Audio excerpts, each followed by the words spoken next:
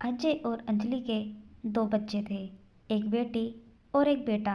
बेटी का नाम काजल था, जो कि 21 साल की एक जवान खूबसूरत लड़की थी, और बेटे का नाम राघव था, जो 25 साल का नौजवान था। एक दिन अजय की पत्नी के मायके से फ़ोन आया कि उसकी सास हॉस्पिटल में भर्ती है।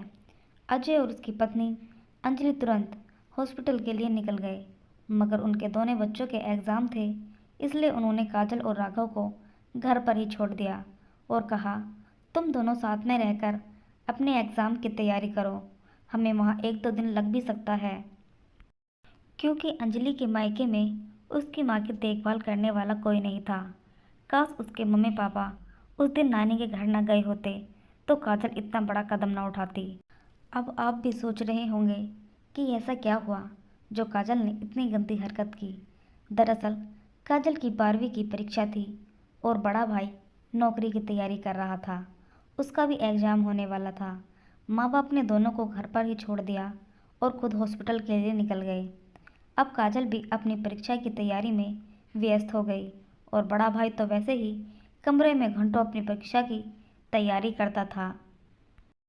माँ अब घर पर नहीं थी, इसलिए काजल की ड्यूटी खाने बनाने पर लग गई। वह बड़े भाई के लिए खाना बनाकर तैयार कर दी। पहले तो घर के सारे काम माँ ही करती थी।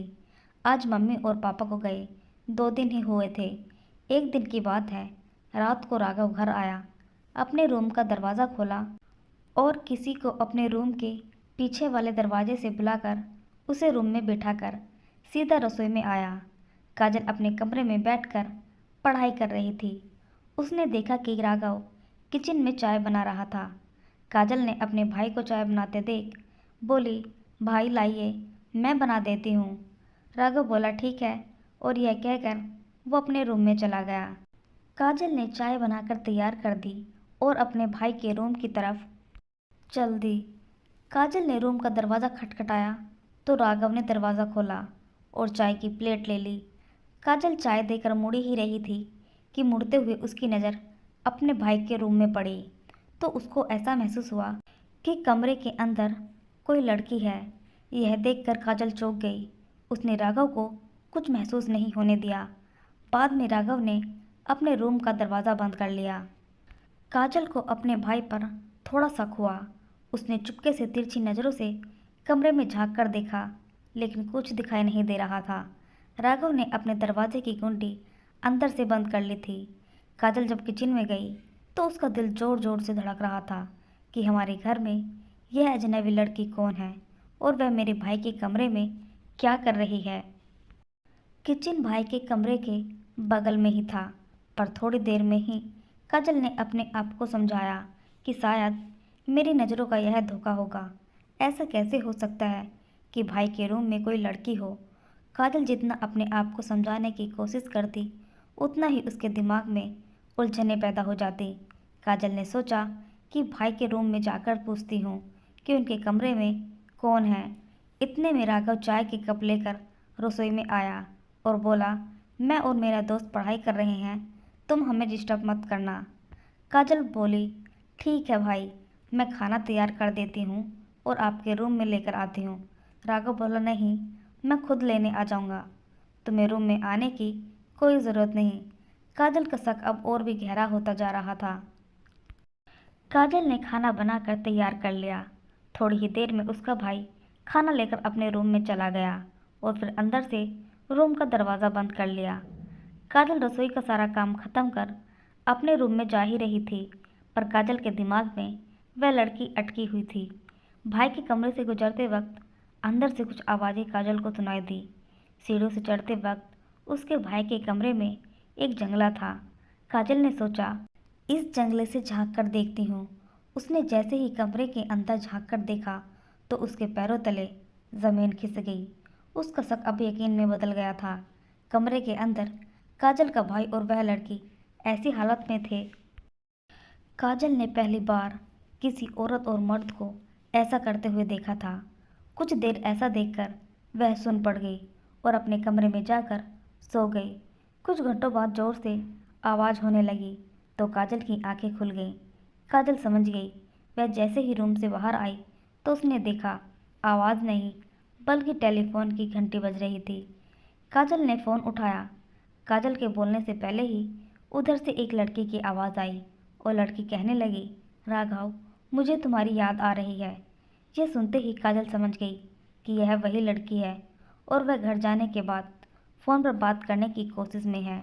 राघव अपने कमरे में ही था और जब उसने फ़ोन की घंटी सुनी तो दौड़ते हुए ऊपर आ गया।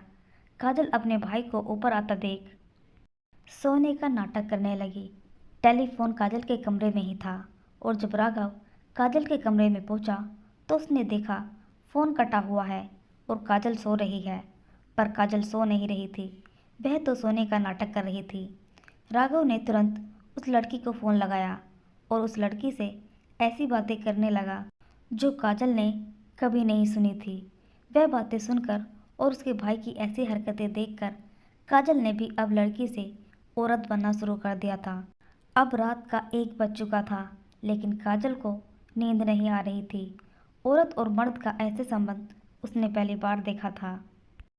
काजल के दिल में भी अब उमंगें उठने लगी थी। उसके जिस्म में एक अजीब सी हलचल होने लगी थी।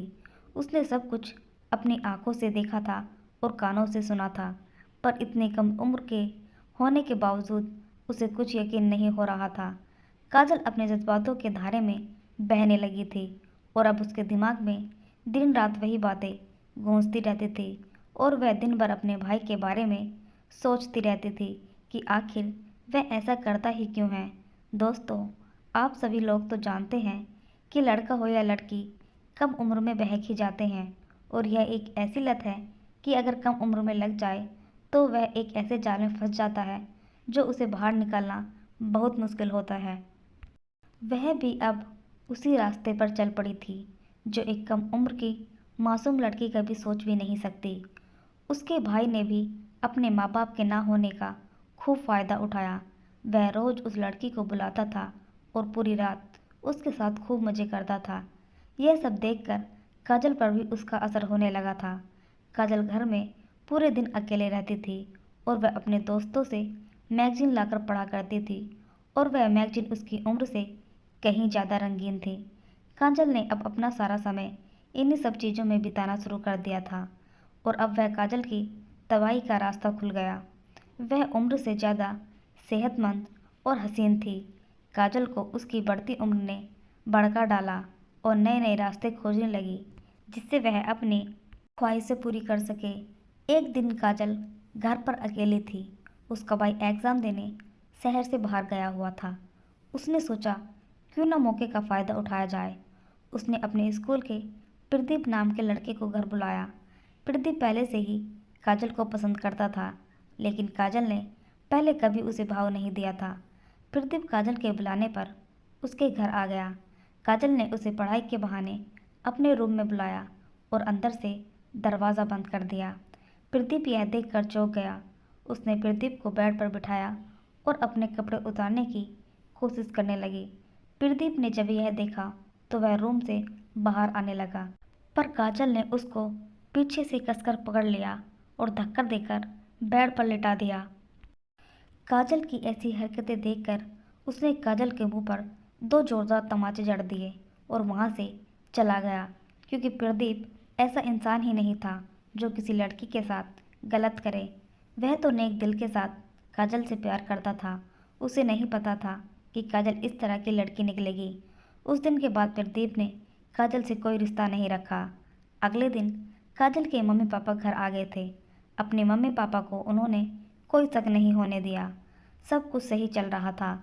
एक दिन पड़ोस की आंटी मम्मी से मिलने आई तो उन्होंने बताया कि तुम्हारी नामौजूदगी में उनके घर एक लड़की आती थी और एक दिन एक लड़का भी आया था और घर में अकेली काजल बिटिया ही थी। उन पड़ोस वाली आंटी को सभी के घर में ताक झाँक करने की आदत थी। उन्हें सब पता होता था कि किसके घर में कौन आ रहा है और कौन जा रहा है। कहकर थोड़ी देर बाद वह आंटी चली गई।